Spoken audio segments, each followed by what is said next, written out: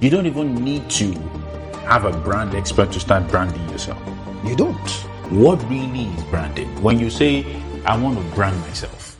Jide Sipe is a seasoned brand marketing and communication executive currently leading brand transformation and digital marketing at the Bank of Industry. He brings almost 2 decades of experience across banking and financial services, including leadership roles at EcoBank and GTBank. And here's what he has to say. It's how people perceive you. So what's the perception that people have of you, whether it's a product or whether it's an individual? Your social media is not about numbers. Numbers are good because it gives you reach. But TikTok has showed us that you don't need numbers to get reach. You just need the right content to get reach. If I want to stand out as a brand personality or brand, all right, what's the influence that I have on people, whether negative or positive? That's now something to debate on.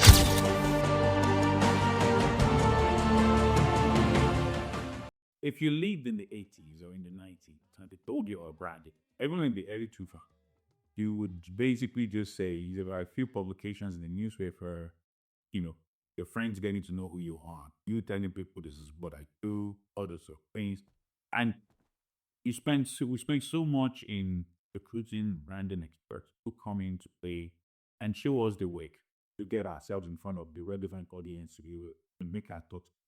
Fast forward 2020s, we're now in the age where social media is here, and basically you find out that you're spending so much time to train.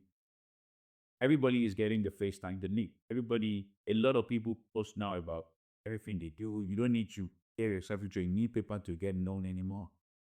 But then it still begs the question, what then is branding? What then people do? What do you need to do to stand out in a world where almost everybody is doing all that used to be done? So I guess today is basically going to be walking us through. He's a PR expert, one of the biggest OGs in the industry. And it's going to be walking us through basically how do you stand out? What is a standout brand? What people really hardly build on in this world where everything is basically now at the tip of our fingers. Are branding experts still needed? Are they still relevant? What really is the branding? So, welcome with me, Jide Sipe. Thank you very much, Azeez, for having me. So yeah, good to be here. Because I see this thing every time. And I go around and I'm like, I used to have this whole scenario where people would tell me, "Oh, you're a newspaper." That before now that was good. Yes. Now nobody even reads the newspaper. They don't. Yeah. If they read it, you are lucky. People, they don't really care about it. Back then, they go and buy Tuesday Punch. Yeah. You buy it, you put it in your house, you frame it. Now, it's almost not relevant. Exactly. It's framed on social media like it. So, what does this mean to you, really? I'm sure you must have gone through this a lot. Yeah. Is the story really changing for branding experts? Are they really now having to sell a different product? Are they really need to tell? Are they telling new stories, or is it the same old? So for me, it's a different world we're living in now, and if you don't get in with what's happening in this new world of like technology, social media, advertising, content marketing, you're going to be losing a huge chunk of your market. So now you see now that it's now how the strategy is changing from what it used to be before, and that's why brand experts are still relevant. But their relevance is based on how they're able to quickly be dynamic with the changing times. So what you realize is that what used to be the core of what a branding expert would have done, which is newspaper, TV, and all of radio and all of that stuff, now they've kind of like diversified. Because it's easier to measure what you have on a digital platform. I agree. People lean more on that. Also, because there is like almost direct feedback and engagement, you tend to spend more in ensuring that your presence is loud or at least being felt on the online space. It doesn't mean that the traditional platforms should be eradicated, but it just means you have to find your mix. There's still some places that, and depending on your product and the type of brand that you have, there's still some places that radio is still big. You know, so if you go to the north, for instance, they're not really big on social media. Some places they're not everywhere, but that in those regions, NTA, radio, exactly, NTA is still major, radio is still major. So you have to also be careful so that you don't take one size fits all, but you find a way to spread and be dynamic, and also think about your audience. What is my audience consuming, and where are they consuming? So let me now. I think this is something that basically I think for everyone listening as well and watching, it would be good to at least have that. You know, what really is branding? When you say I want to brand myself, what are you really doing? Like, is it because it's mixed up a lot? I see. So okay, let me give you an example. I know a younger what's it called, friend, and he suddenly say, I'm branding myself, I'm turning myself into a thought leader. And I see him every day. He's now doing videos, all this sort of. And for me, I'm like, the question I'm asking myself is, what is the real purpose? What when we say brand now, is it carry camera, do like this, or post? I can easily just pay people get me in the newspaper, just get me in one space or something. So what really is branding? So branding has changed, and it keeps changing. You know, before it was the design, the color, the logo, all of those things. Do you understand? Or the name, but it's changing now. And branding now is like, it's how people perceive you. So what's the perception that people have of you, whether it's a product or whether it's an individual? And what's that perception is strong. They say in some phrases you hear that perception is even stronger than reality. Interesting. So you realize that what people used to see as logo, color, design, name, slogan is now completely different. Now, what people want to see is behind the slogan, behind the name, what is the promise? What is the perception? Promise. What is the value as well? Because a lot of people would go out and say, I do this, or I have a product, or I'm a brand. But what's the value that you are giving to the people? How do people connect with you? And that's why branding has gone beyond the tangible to the intangible, which is more of, what am I getting from you? How do I feel you? How do I experience you? So you see now that people will now, it's good to have good logos, good colors, and all of those things, but people must see the promise that you are making, and that's what they connect with you. And so you can see a brand that doesn't really care, and there are so many examples. I'll give you a typical example, even though I don't want to drop names, but a typical one that whether you like, you drop the name or not. A Dangote is not, if you look at a Dangote's brand, it's not really about the name, the logo, or any slogan. I don't even know what Dangote's slogan is. But Dangote is a reliable brand. Dangote is a brand that you know that is serving the needs of the community. They want to give you this. Do you understand? Entrepreneurship, business, and all of that stuff. So they've made a promise. They've also put out their value proposition, and people connect with them based on that. So what you're saying now is basically, unlike popular opinion, when I say I want to brand myself, it's not really a popularity contest. It's because that's what it's like. Because it means that even if my circle is just 3 people, for as long as they perceive what I want them to perceive, and successfully. Absolutely. And they can connect with you. Because also branding is also influence. Interesting. So if I want to stand out as a brand personality or a brand, all right, what's the influence that I have on people? Whether negative or positive, that's now something to debate on. But what's the influence that I have on people? And so that's why sometimes some people can be controversial, but they are influential. And so that makes them stand out as a brand. Now, their brand can be perceived as being negative or positive, but it's still a brand because there's an influence that they have over either a community or an entity or people's decision-making process. So it's clusterized, more or less. Yeah, absolutely. So you might not, so the branding, the success of your brand might not necessarily be, oh, you've reached the world. It may just be, I want to reach a better people. Yeah. Think about your target audience. And that's it. Yeah. And once you've said, this is what I want to achieve, these are the people I want to reach, this is how I want people to know me, perceive me, accept me, and you've achieved that, you're good. So you see some brands that they're not heavy on social media. So some brands, when I was working in GT Bank, all right, before we entered into newspaper, hardly did we used to do radio, TV, or any of those things. We stayed away from that. Why? Because we created a brand of Cool, innovative, inspiring. That was it. So it was almost about, let's reach out to people that we feel like they need certain services, and then we throw it at them. They would now take that message and then send it to other people. So sometimes you're not even in a space where other people feel like it's a dominant space, but you are selling something that people need. And once you're able to meet people's needs, there's also that ripple effect. People will sell your market. Le bâton. So what you're saying,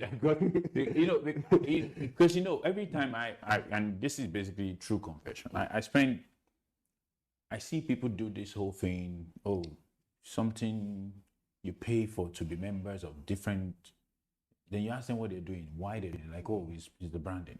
Yeah. And I'm like, so I think this basically opens a different light. So no matter how much newspaper publication, no matter how much radio shows, no matter how much speaking engagement is about your promise, your influence, and the perception of people. Absolutely. And all of that must align. So you can't say one thing and then do something else. That's where people now start missing out on their brand proposition or their brand value, and then their brand begins to water down. Interesting. So basically, you don't even need to have a brand expert to start branding yourself. You don't.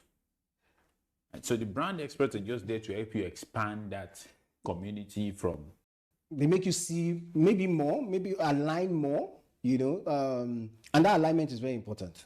So a brand manager or a brand expert, their main work is just to make sure that there's alignment between the product, the perception, the promise, and the influence. Because once all of that aligns, all right, you almost dominate the market. Product, perception, influence. Yeah. Interesting. So let's now come to social media, because I think social media has changed quite a lot of stories. Yeah. It's I always feel, I feel I've benefited a lot from social media, but I see quite a number of, while it has its downsides, upside, but how has it played a role in that branding factor? Is it really changing anything from what it used to be, or is just helping you expanding that small community to maybe like a community of now, instead of 3 people, it's now like 1,000 people, it's now like 5,000 people. Yeah. And when do they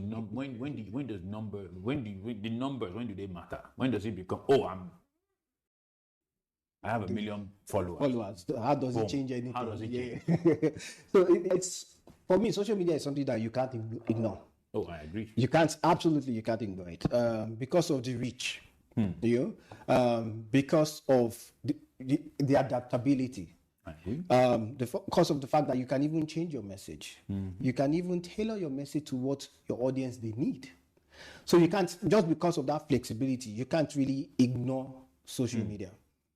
Personally, I tell people that your social media is not about numbers.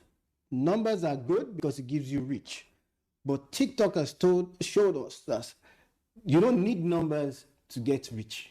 You just need the right content to get rich.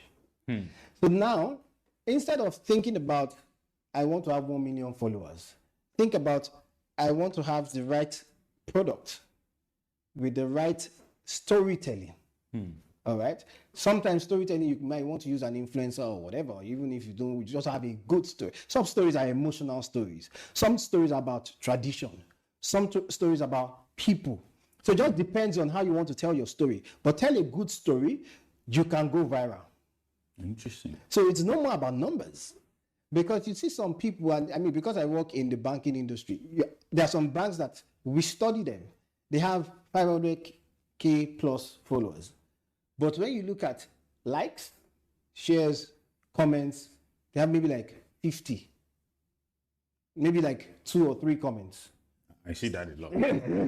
So it's not aligning. There's something just not working. Yeah. So why do you have 500,000 followers and it's not making any Why sense? did they follow you? Right? Exactly. So those numbers. It's just that you want to make sure that when you're on social media, the people that actually go to, because I stand to be corrected. More people will go to your social media page than they will go to your website these days. Because now even the relevance of a website, all right, is not as strong as your social media presence. Your website is just good because it helps in terms of some maybe investors, policy makers, and all of that stuff. They want to see your website. They want to see the layout. You want to also put the profile of your organization on your website. But when people are looking for immediate product visibility, What's his IG? It does go there. Yeah. What's his LinkedIn? Just check it, and so you need to be present. But your presence must be relevant to your market. So you are not doing stuff that's outside of what your market really needs. Interesting. And some people do that. A lot of brands do that, and they are interpreting what their customers need. So brands also need to be careful, and that's why brand experts also need to just that alignment. Going back to the issue of alignment, product, promise, perception, influence. Don't change all of that for trend. So okay, so let me come back again, because you mentioned something. You said it's not about numbers. Now, because I see a lot of people these days, like you said, they post on their own post.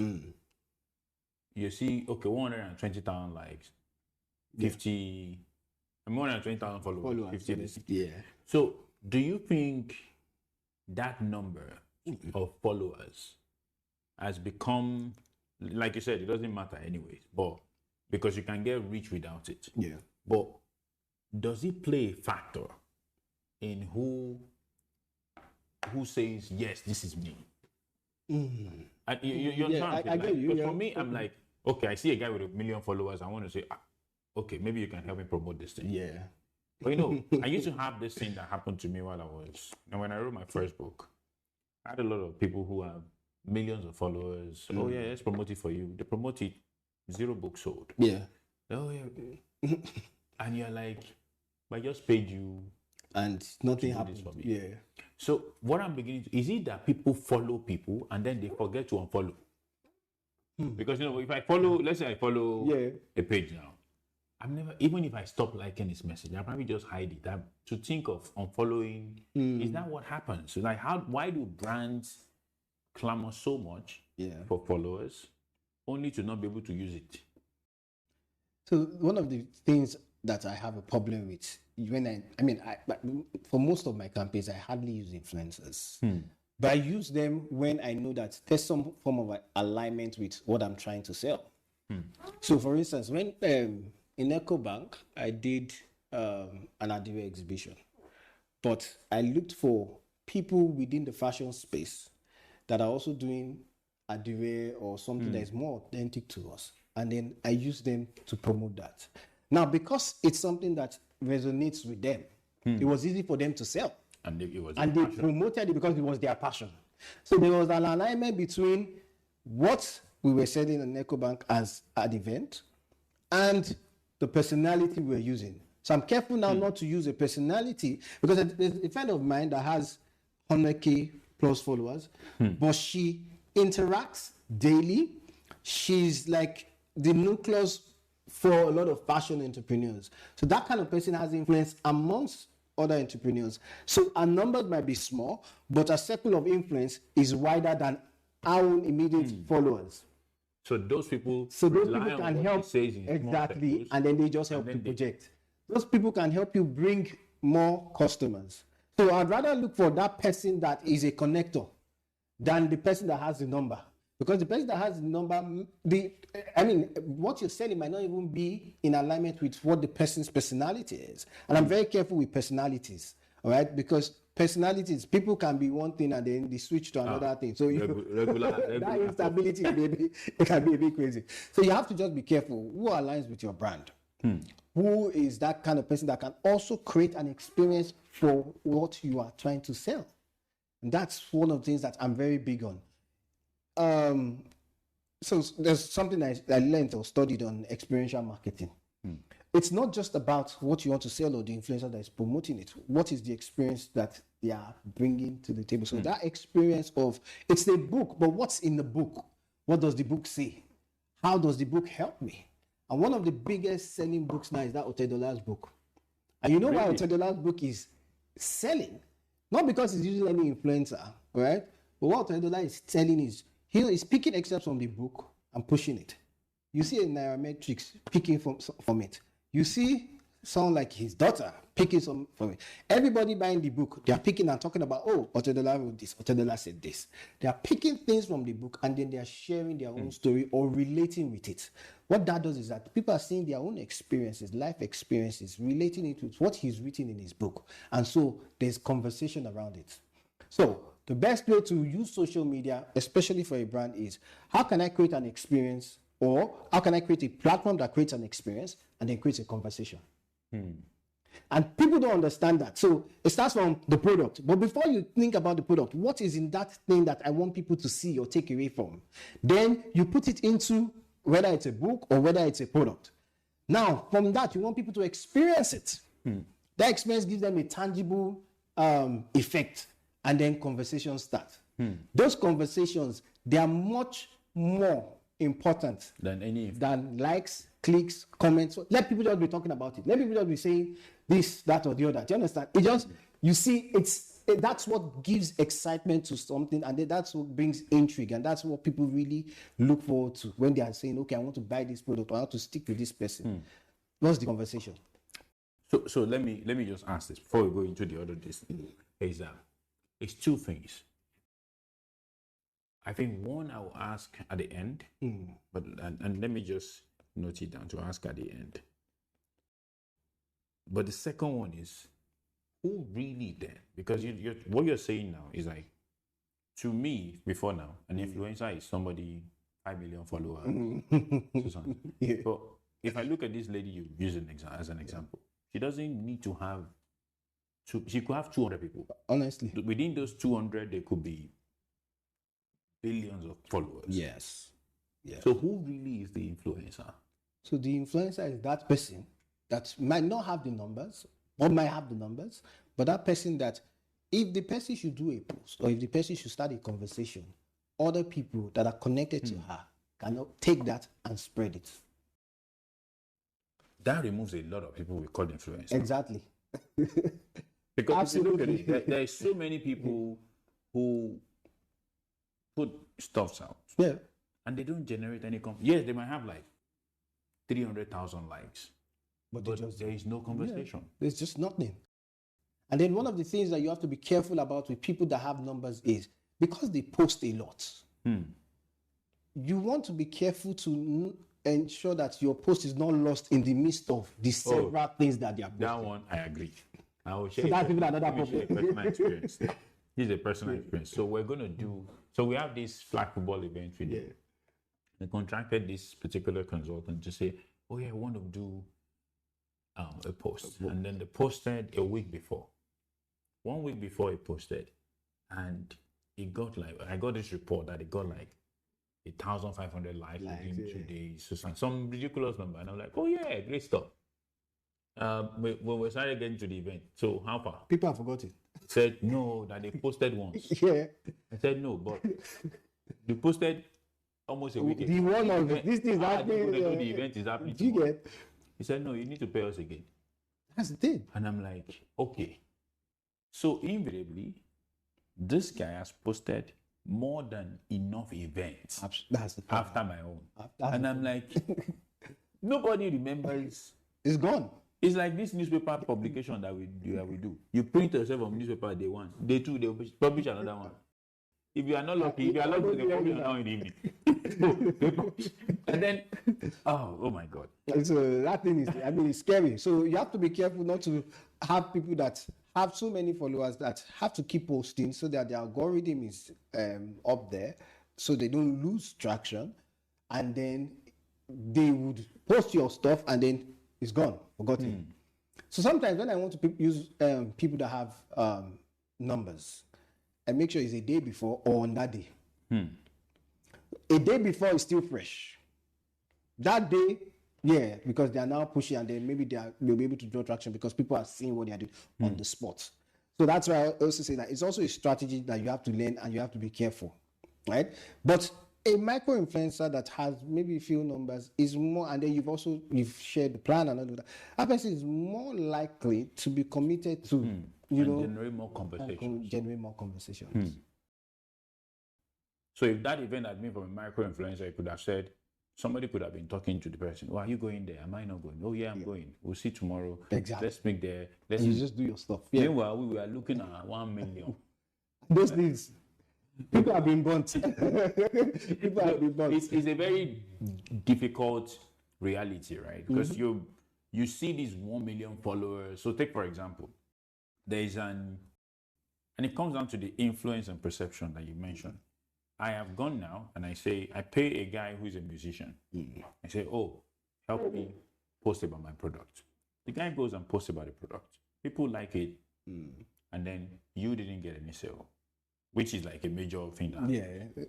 But then is it, because if you look at it, people follow that guy because he's a musician. Yes.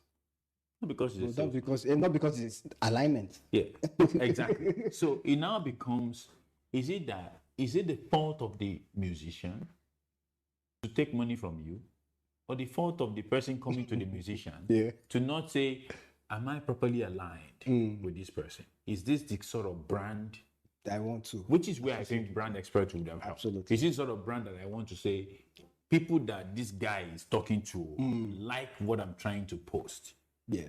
Because this, so where does it, whose fault? Who should do the research? Is it the guy that should say, I don't want to take your money? Because most people would take your money. Let's say that one. Most influencers will take your money. But there are some that they have the integrity to say, no, my brand doesn't align with this. And they are very careful. And that's why I like some people where they tell you that if you look at my page, it's created in a certain way because my audience, this is what they like to consume. So if you put something else that doesn't align with that, they also feel like it affects their brand. And so they are careful to protect their image. So people like that, it's easy for you to know what you want to push to them. It doesn't mean they can't take other things, but they have to make sure that the other things that they take, there's a way they can bring it back to just fit into what they have been feeding their own audience. And so you want to be careful, like an actress now, that got into a business that's not her own. About when one of the artists died recently, and you're not an actress, you're not an activist. Stop fighting issues, or stop dealing with issues, and getting engaged with conversations that don't belong to your platform. Got into that, and then it became a mess, and then obviously affecting our brand. So you have to be careful. What's my audience? What do they want to see? How do I make sure that my conversations are aligned? So it's the fault of the brand person to say, this person, let me see what this person has been saying. Does it even align? Even if it doesn't align, how can we find a way to connect it? To connect to them. Do you get? Because I remember still this book experience. I used to get list of people that we should give to post about the book. Yeah. And I was always like, okay, so if I give this person, they will now quote the money. Me, I'm now like, wait. One book is 5,000 naira. Somebody says, give me 400K to post about the book. How much book will you say? He said, no, it's not my concern. You just post about it. I'm like, okay. So 5,000, you are telling me you are going to sell books for me, but you can't guarantee anything. Whether I'm going to make that money back from you, nothing. Well, I agree with you. The problem should be with the person that it should be. And then sometimes, even if you have someone that you feel like has influence, maybe their conversation doesn't really align with yours, but you want to find a way to also align it. You might also create, and it goes back to also storytelling. There are some people that they are footballers, but they are selling something that is completely different. So as a footballer, like back in the days, Kanu, a footballer, wants to sell peak milk. Where's the alignment? But you see, the story becomes peak milk goes into football. Do you understand? So they use the story to now bring him back into what they are trying to sell. So it created an alignment. But then they are the ones that created that alignment. Yeah, it's the brand. So invariably, before you go to anybody, even if you need to be the one to create the alignment with the person. Exactly. Because the person is existing for. I think that's quite insightful. I don't think people see it that way because I've seen too many conversations around, oh, you know what? Influencers just take money from us. They don't get any result. But the point is, the influencers are just there. They're just there. It's like, this is my work, my business. What is my business? An influencer. What's my product? I influence anything. So you pay me for it. But if you don't direct what I have to do, then it's lost. So but there are sometimes that it can be, you can be lucky, but you don't want to play on luck with your brand. You can be lucky that you work, but don't play luck with your brand. Because if it misfires, your brand will suffer for it. So don't play luck. At least have the plan, have the strategy, and then find how the influencer can align with both your plan, your strategy, to ensure that your message is communicated properly. So I'm still this is still ringing in my head. Perception, the product, the perception, the influence, the perspective. Okay, I'll hold down here. So now let's come to the dark side of this thing, because as good as it is to say, oh yeah, branding, great stuff. Have there been what does a branding mistake look like? A branding mistake is when you make a promise to people and you don't fulfill that promise. You start the first time. There's currently an internet service provider that's an influencer, because for 1 week, 2 weeks, 3 weeks, no connectivity. Wow. So what are you there for? If you say that you are going to give you unlimited internet, and first week, second week, third week, no service is provided, you've already failed on your promise. Now, easily, you're already eroding on your brand values.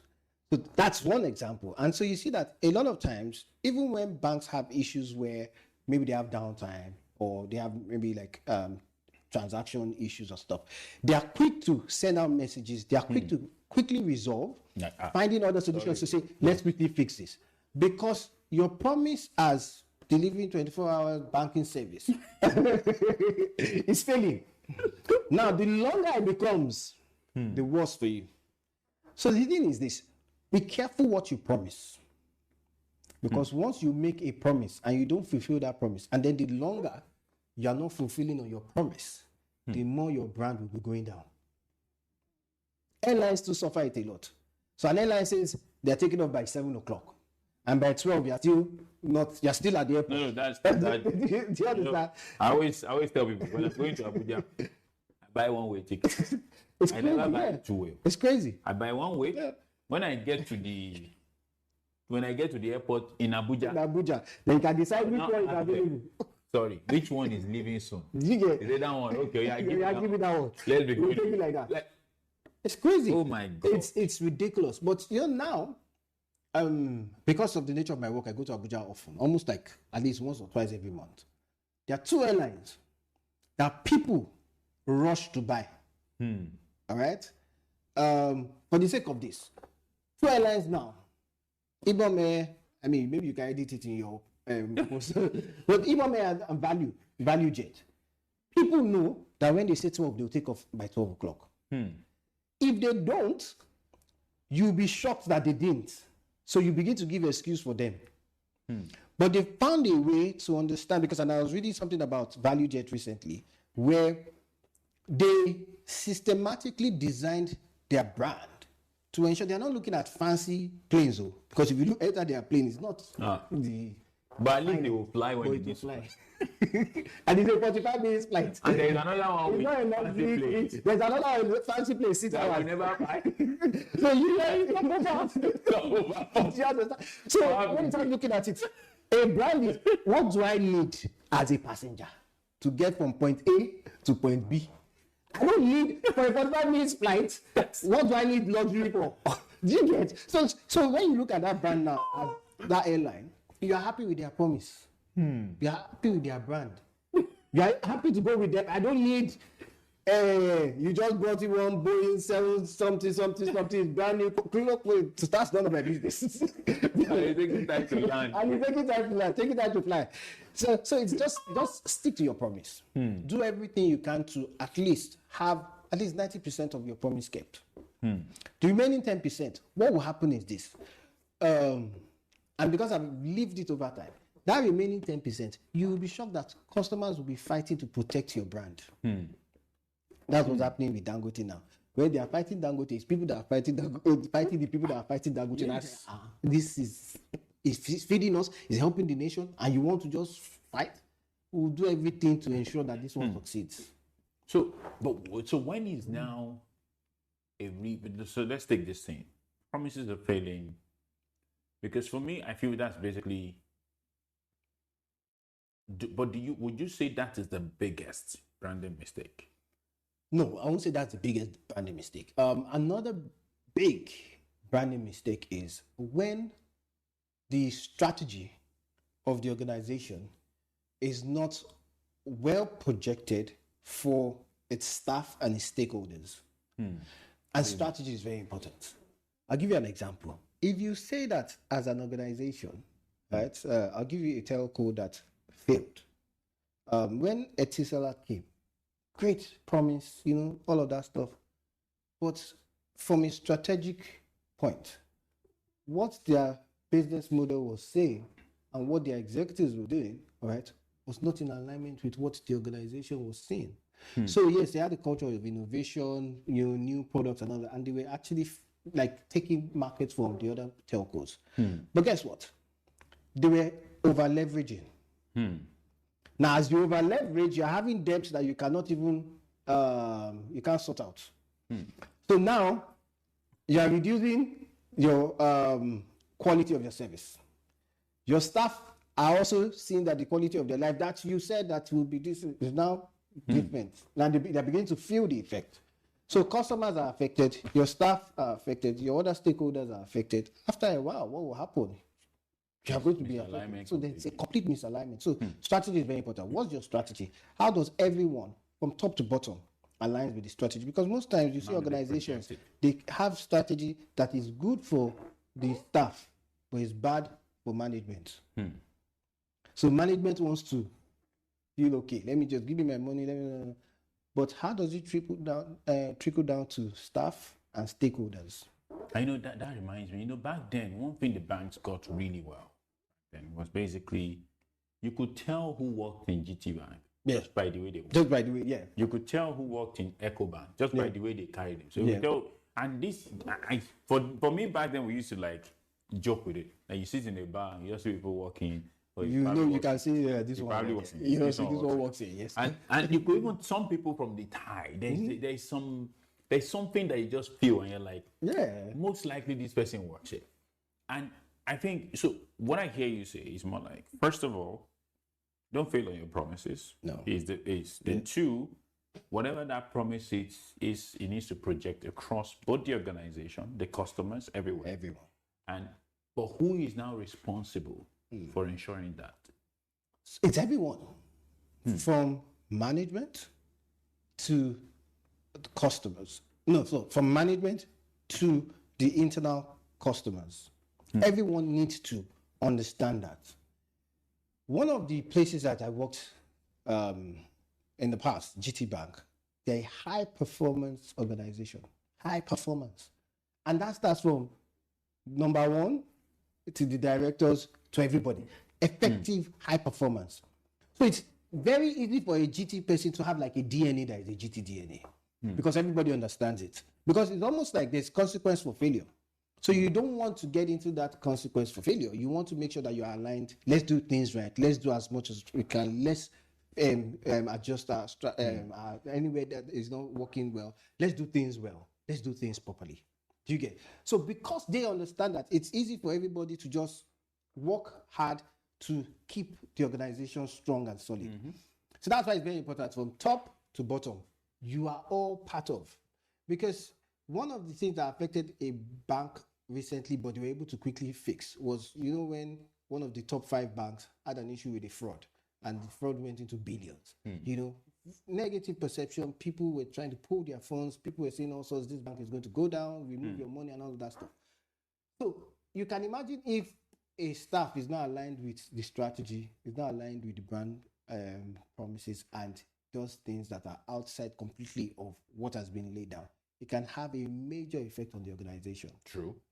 So you also have to be careful to make sure that they have the right training, they have the right culture, they have the right mindset to make sure that the organization succeeds. So yes, I've always been in branding all my life, but one of the things I tell people is that I'm just one part of the whole.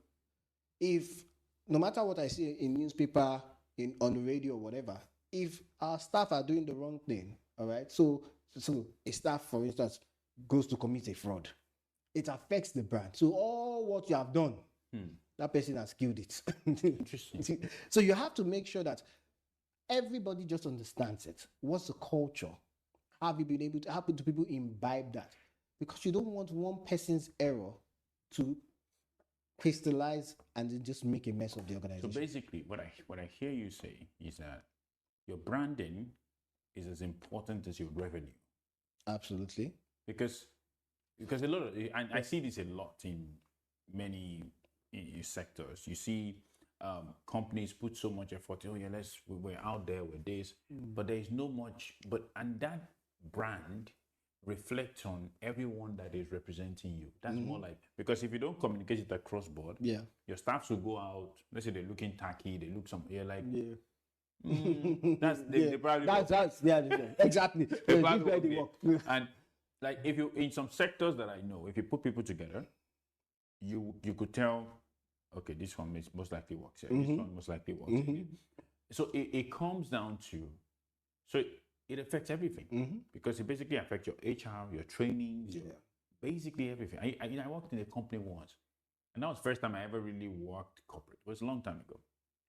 And first day, they told us they brought a lady to come and teach us how to use fork and knife. I'm like, simple, but it does a lot. Do financial model. What is my own fork? And the lady was like, no, when you sit down, you need to have. I never took a tin out of that. See me, I'm wearing cargo and t-shirt, and you don't finish. Like, if you are listening, maybe I'm wearing. Like, I didn't learn one thing. I'm like, what's all this one? But every day, I go back to that and I'm like, why was it important? But I see it. Yeah, it's a different. These are basic stuff. Like you don't want somebody going out to, because we're in investment banking. We're going to be going out for dinner with the HNI and all those. Understand? I didn't learn all those ones. Yeah, I go to HNI meeting. I just use my hand, they chop within the cost. So, so that now bringing me out to one point. So, one of the things that now come when you come to practice is that, so CEOs and founders are becoming mouthpieces of their companies. And I see. If you speak of brands now, the first thing you're looking at is, who's behind it? You literally haven't ever. What would you say most of this senior executives are doing? Just backwards. Because, it's not enough to just say, oh, I'm going to stay quiet. For me, I'm trying to discourage even in Nigeria is to say, we don't have to be quiet. There are things. It's okay to speak up. It's okay for you to go and say, this is what I do. This is my thinking. Because if you're not talking, people that don't have the right will talk. Okay? So, and this happened in, when people talk about politics to me, like, okay, the door to politics is open to everyone. If you feel they are sponsored and everybody here, it's all right. So don't come and the word complaint and never there is politics. But they must have like, okay, then if you didn't do the job, no problem. Enjoy yourself. Yeah. But where do founders and CEO, where do they need to start going? Where do they start? How many start thinking about branding to say, for me leading this company, this is how I should be paid. That's not one thing that's, and sometimes I struggle with. So you need to also be sure that can your personality carry the brand? That's a very, very, because you need to be careful. Because if your personality is not good for the brand, stay out of it. Stay out of those things. What are you now going to say? No, but you can be. We can be influential, but be a bad one. True. Shall I give you an example? Atenuga doesn't like sushi. He doesn't like to be out there. But guess what? His cupcake is making money and he's effective and he's still a billionaire. So you have to be careful because you have to look at that. It doesn't mean that your personality cannot be shaped into that. But what it means is that first think about it as a person. There's some people that don't know how to, they don't like talking. But you want them to be out there talking. You might create a problem for your bishop. So that's why you have like we all know. And they were told that in what you take control. Do you understand that kind? So be careful. Don't do that. So look at the personality look at your own personality and say, I might this type. Even if I'm not, can I be this type of person? Now, if you feel like you can be that type of person, then you might, in some cases, need someone to help you with your whole personality, what you need to stand for, and all of those things. Because as a CEO or a business owner, one of the things that would make you a strong brand ambassador is what you stand for. And that's what a lot of people miss out. A lot of people want to, I was thinking about this. A lot of CEOs, a lot of entrepreneurs, a lot of business holders are beginning to act like they are content creators. Not a content creator. You are supposed to sell value. So you're not it's not fun and vibes when people take food and as you come out of your car, they close your door, then you enter those things and I went through this. You remember the day I got to the office and I saw this video but it's not their fault. They have a scranty person that probably is not scary. Yeah, but some people enjoy it. But you need to also align people at another. I think also the society is encouraging that. People need to be careful. Okay, so in my own case, what I do, back then, I remember I thought it would be always so weird that I was going out and there was just a guy somewhere with 4. And I'm like, what if you're doing there? I don't want to be seen. Oh no, it's just for content. It's doing more content. And then they were in front of the camera. Really, and me, oh my God. Don't get me wrong. I had a personality that carried energy, but I just didn't like the idea of I would go in front of people and just be talking. Yeah, because I feel like because I have one job, I earned the right to say no. I have that job as a privilege. So if I can do it, and do it. So, but for me then, the issue was the company here, people had it. So most of the CEOs, they don't know. If that because you are the expert. You just told me now you're not a content.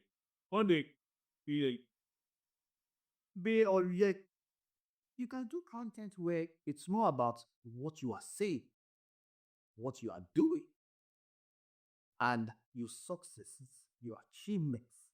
Than I come out of my car, I get on the plane. That's not value. I say it doesn't work for some people. But I'm just saying, yeah. So you need to not sorry, Kadaro. So are you selling cats? You honest?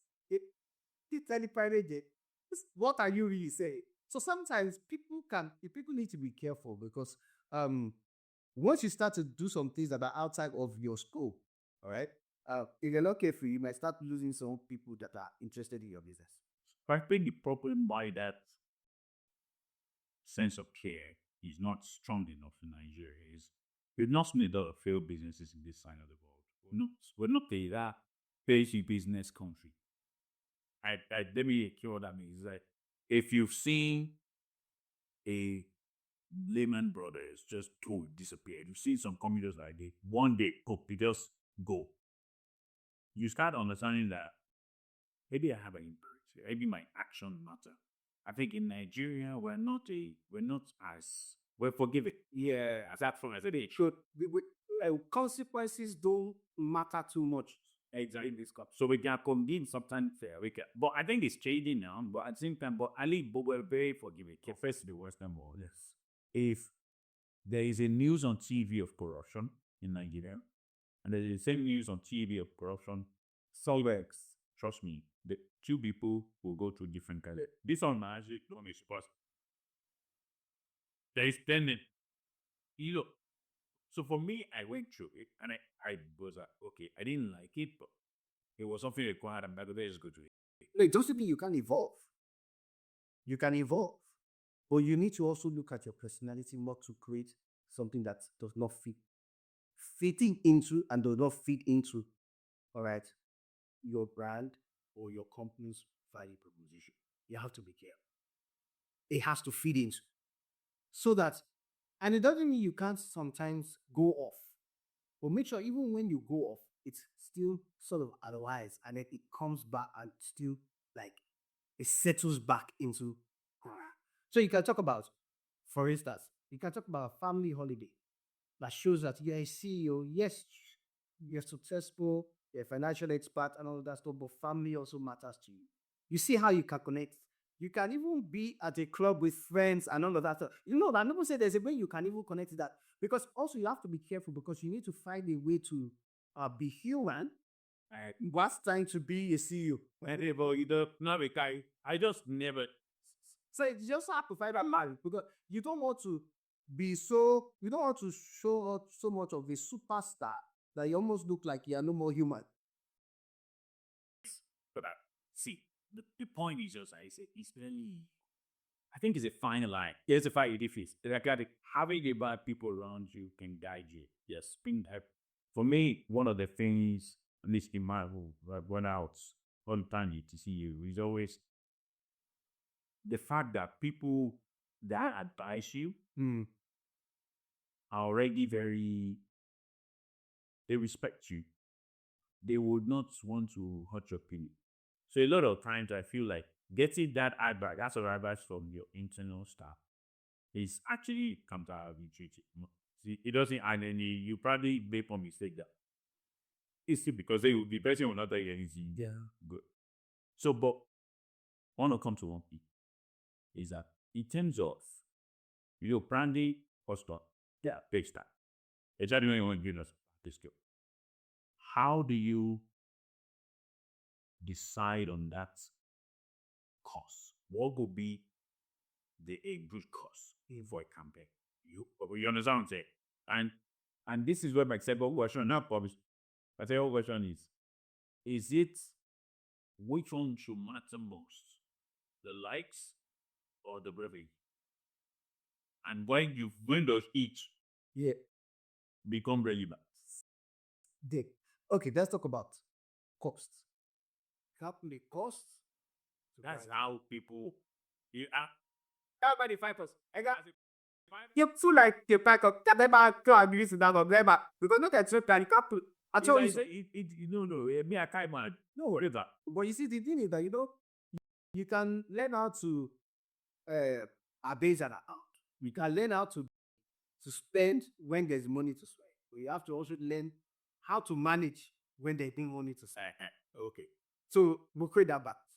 But the thing is this: there are some things that you will do that you don't care how much you're spending on it because you know that it's going to give you serious gap. You just don't care because you know. I'm telling you, but that's most times it depends on the CEO because the CEO has seen a vision of what he wants to achieve. He knows his target audience. He knows how much more whatever he's going to do in terms of branding, advertising is going to bring back. True. So give a typical example. Banks recently they wanted to recapitalize, right? And they were asked to go and look for money. Every bank almost didn't care how much they were going to spend, all right? Because they wanted to make sure that they met their targets. True. So when it comes to that, you can put money. So you see people doing all sorts of radio, TV, they're out there, social media, everything to make sure that they make a road shows outside of the country and everything because they already have a target. We must meet this one, this target. But that's on one side. Sometimes also a brand wants to launch a product that is not the feasibility studies, the celebrity, and they know that product is going to be a hit. So once you want to do that too, you also think you don't think about money. You're also thinking of a revenue because you might even spend so much more, but you know that 5, 6, 7, 8 like years time, you're going to make it on your own. So to you, these campaigns is basically a cost of selling. It is.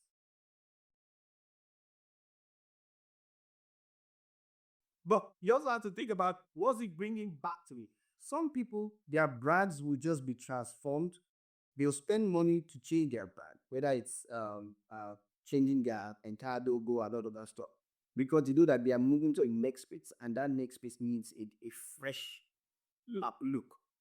So you spend that money because you know that this has to happen for us to be able to take off.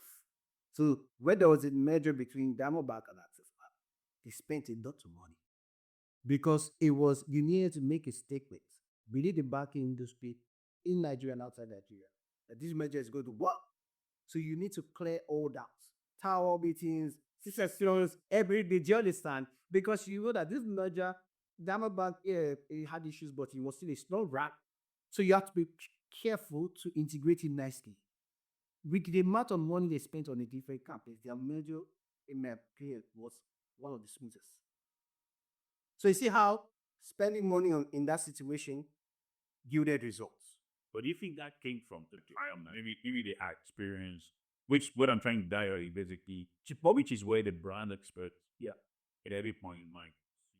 I'm not for me. I see it already on. But the point is, I'm also a believer in what you don't know, you better ask. You better ask, yes. And when you ask, you get answers. Best to accurate. Yeah. So that's my own body. I'm not really a person that says, okay, use what everybody can do it. But the key factor is, now you look at all these guys, you realize, okay, you come and say, want to spend X, Y, Z, B, C. Do you think, so what I hear you say is that the first thing to understand that determines that cost is, what am I getting? Yes, absolutely.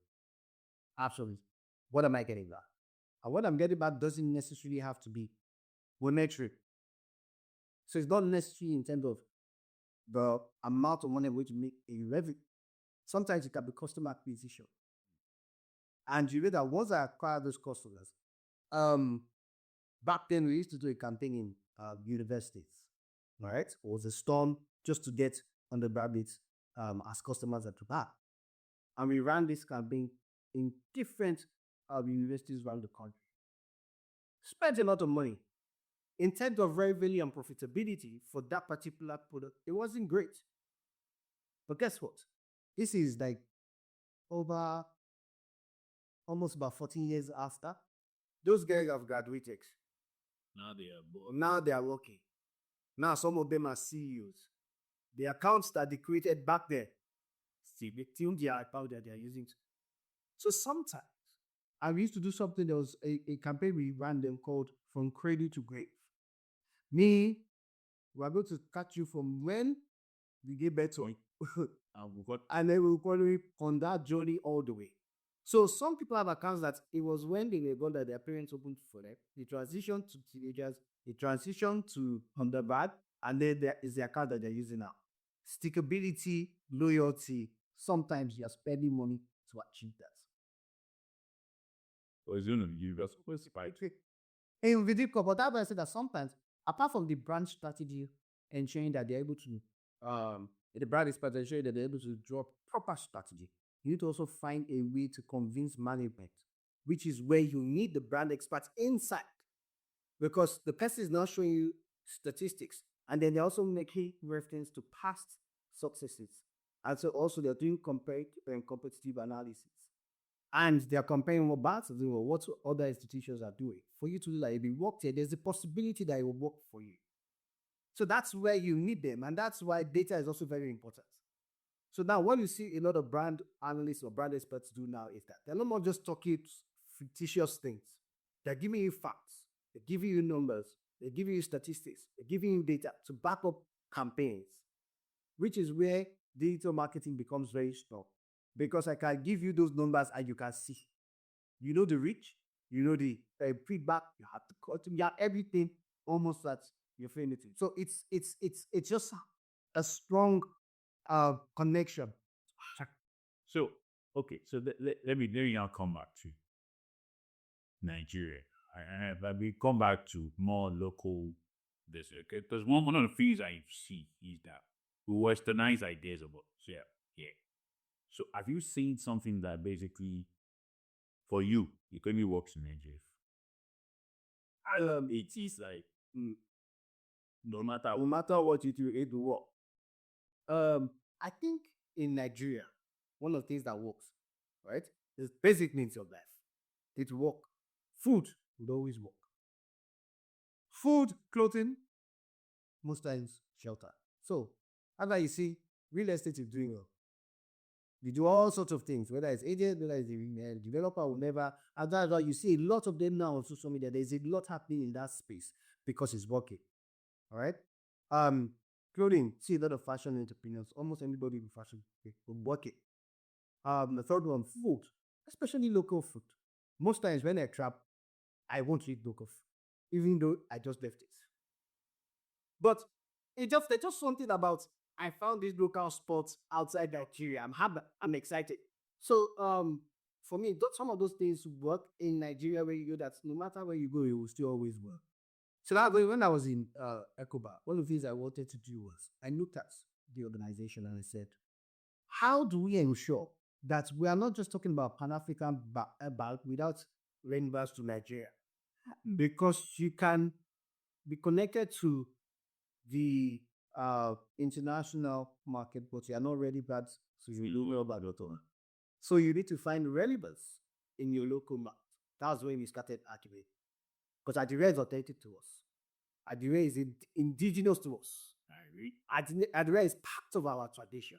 So when we started that, it was a case of what does it mean to be an African institution? Or how is it relevant to Nigeria? So we took Adire. Adire in the south, Adire in the north, Adire in the east is the same thing. And people have businesses, Adire businesses across different aspects of the country. So that's something that can work in Nigeria that you know that no matter what happens, it will always work. It might not work anywhere else because maybe Ghana is kente. Yeah. Do you understand? So if we take Adire to Ghana, they might still be wondering, kente is our own. So there might be some, but if you take Adire and take it anywhere in the world, London, America, anywhere, because it feels like this is our own, it works more than it will work anywhere else. Interesting. So coming back to this, so yeah, it works locally. The costs basically a company cost them, but how do you prove the value? So it will go back to my issue of conversations. And that's very see a lot of that people are like I measure value based on the conversation people are having about it. And not doing it on the money they are bringing you.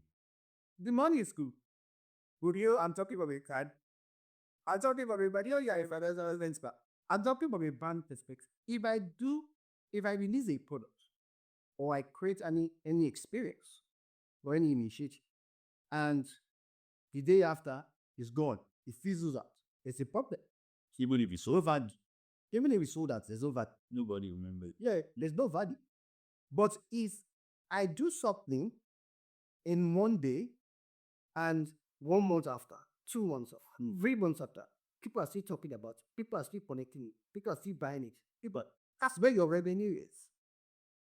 You know, finance people, they want to see it now. Give me then starts down. I want it now. Because in the main, this was paid.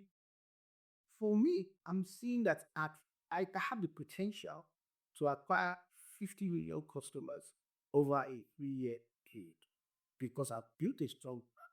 People like the product. People would rather die than not have the product. So that's where you build loyalty. So for me, it's about the fact that beyond money, how do we ensure that conversations are happening around that brand? And that's what gives a brand life, and that's what sustains a brand. So this is more like any publicity.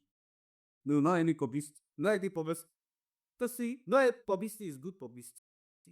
But even a negative publicity can be turned around for it to be good. And so any publicity.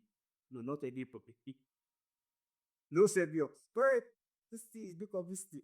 Because there's some negative publicity that will run your organization. Well, true. And I think the point is, so I've heard that phrase about because and why I brought it up is because a lot of times you go into conversations with people and you're like, oh yeah, they're talking about it, doesn't matter. They still, I suppose they're talking about it. And I've always found that a bit weird because, well, negative. But then I run this business. I run this business. Basically, one day it was almost like the whole community divided into two poof. And these ones are like super not a negative that is not like negative like it's like negative that you draw the line. It's like that minus. It's like you not put VE at the end. That's sorry. And these ones are like also say super bust. And we were just right there in it. Yes. How do you manage to it was so in that particular situation, the more we talked, the more this was get the more this got encouraged. How do you balance the certain things? So sometimes for negative publicity, I deal with it in 3 minutes. One, sometimes just ignore, stop talking. Because you don't want to fuel what's already a bad situation. So stop talking. Just fight. Then come back and be visited. Right? That's the first one. The second one, you can do a direct approach. When you know that that direct approach has at least a chance of changing the situation. So sometimes you go a direct, and that direct approach is like what is happening with Dangote. He's doing a direct approach, all right? It's that type most people he's hitting it directly, putting all the facts there. See, this one, I'm a cat on it, like no matter what happens, we die here, we die here. Do you understand? So sometimes you can do that because you know that I'm going to fight this because I know that I need, at the end of the day, this thing is going to survive. And for the survival of this, I must fight. And then the third one is sometimes you just have to play the politics around it. How do you insensitize people? How do you manage people? How do you find a way to say, you know what?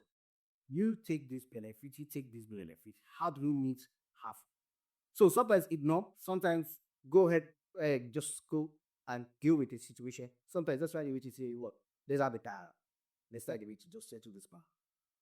And just 3 different approaches have different times that you use them. Yeah. One time, one media house, a couple of media houses ran a negative post about the NBO, GT, and GT Bank as a whole. And our normal reaction would be, let's kill the story. Normally, most organizations say, kill the story, die it. But this was not a case of kill the story. Send them to court, and then went through all the legal battle, and at the end of the day, the bank won. Because now what she's done is that I've put a statement there. Don't mess with me unless you have the facts. So you have to find, sometimes those statics work, but sometimes you have to call for a media panel to sit down. Let's explain that, say what happened here. So you can, and all of that stuff. So it just how this, in what situation warrants you are good. Wow. Okay. I mean, for me, this one, you've changed my entire perception of branding because it's something I really dread. Just people will tell you, oh yeah, next day posting next day posting business day. Yeah, like okay. What would you do? So what? We literally just go. You write something completely useless to everybody and yourself. They publish it, they put it. You say, yeah, they moved on. And I'm like, nah. So I think one thing that is really, I think I see like this in the product perception and product promise perception influence. And which now brings you to my final point. Before asking what your take is you, what you want to get away more of this. But I think the key question is when you, I start to the influencer structure. If I am to influence a product and my job is 50 years and you're paying me money to live, is it about the posting? Is it about, oh, I posted now. I've left the phone. So do you just a call to action. What do you mean is a call to action? Like, if my goal is to say, oh, want to make this product popular. Is it about posting? Should people continue to say, oh, yeah, then go pay the X post for me? What really is the role of influencers in making,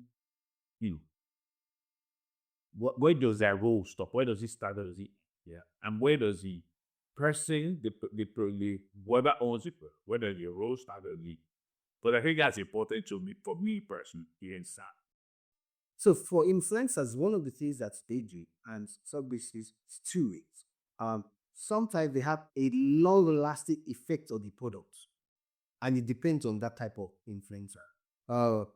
Way back experienced something which was by luck or chance, all right. But the effect that they do had on a chance situation reflected positively or way back for quite some time. You understand? He was his birthday and he just was catching close. He's paying into a particular Wima Bank account and then Wima Bank leveraged on that. So sometimes the influence of an influencer can be stopped. We're still talking about Kanu and Big Makers. How many years ago? Do you get? But where you want a long-lasting influence of an influencer on a product is one, either if it's by mistake, quickly take advantage of it.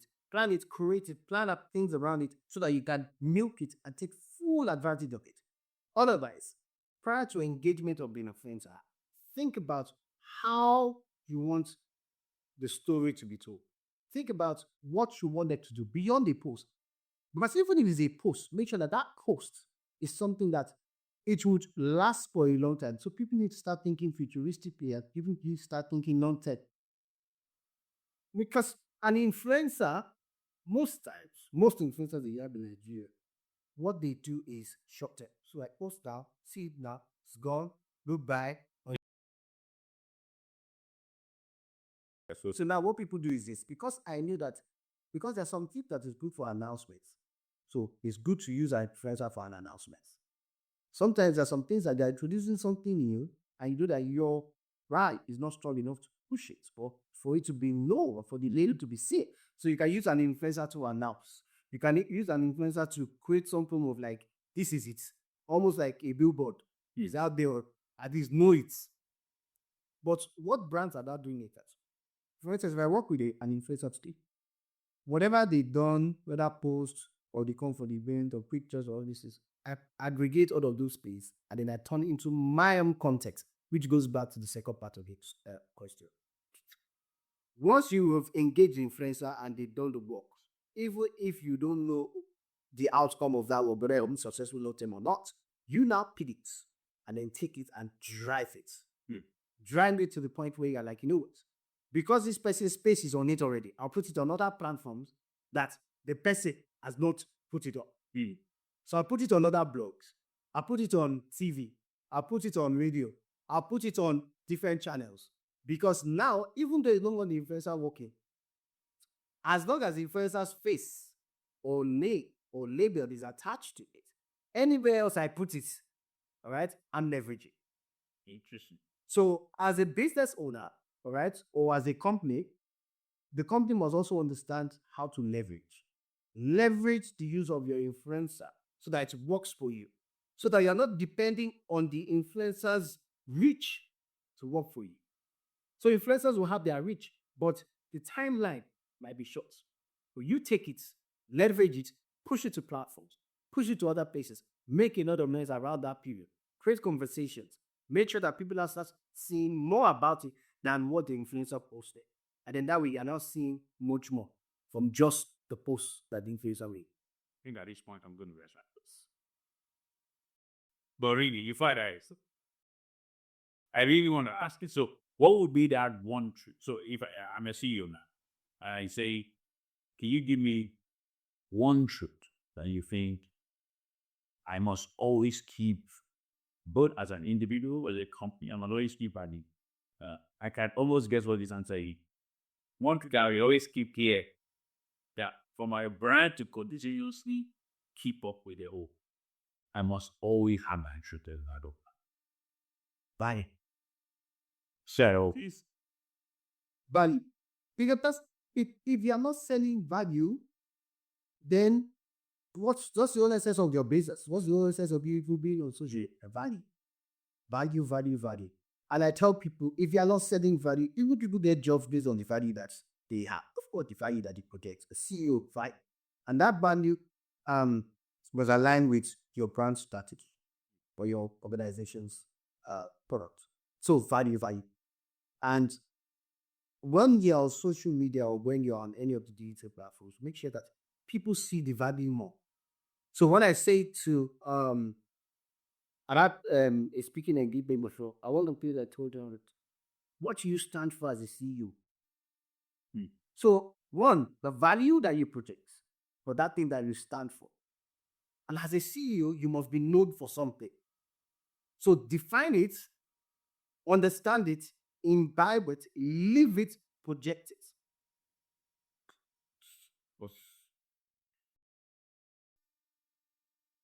that one, I think, bring you to the end of this show. Really, I think you did a great time. Happy to have this conversation with my guests, and I'm looking forward to the next one. So yeah, peace out.